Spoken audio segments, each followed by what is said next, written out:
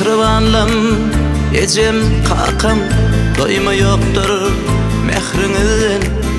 Edeballık, kemal taptık sizin sonsuz mehrinizden. Baş egerin size kakı, çağılığımız düşer yadı. Öğrettin olmanı sadı, kıvlam kebe uzuk yaşa.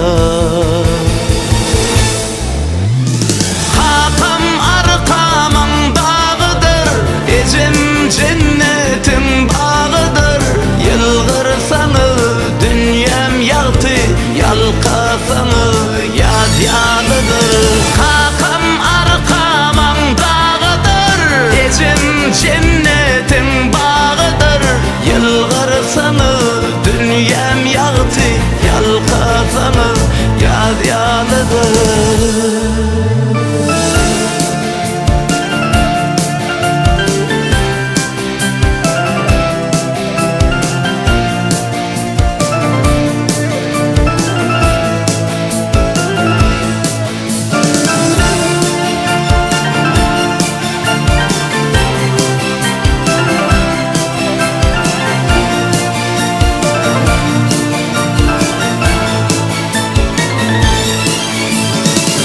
Yalgırşınız bedep dursun, madam bizim dünyamızı.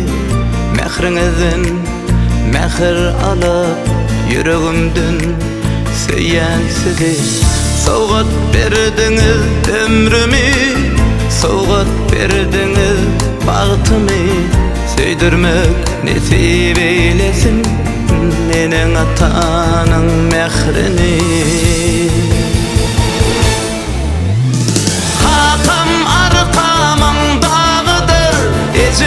Cennetin bağıdır, yılgırsanız dünyam yaltı, yalkasanız yaz yalıdır.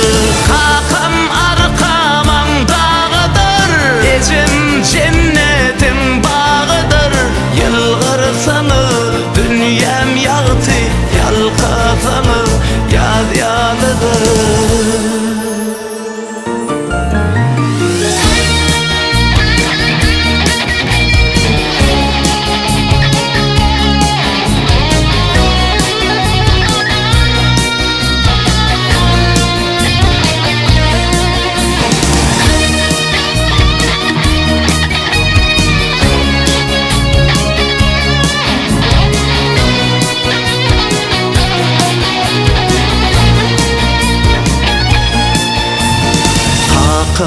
Arkamın dağıdır, ecem cennetin bağıdır, yılgırsanız dünyam yaktı, yalkasanız yad yalıdır. Arkamın dağıdır, ecem cennet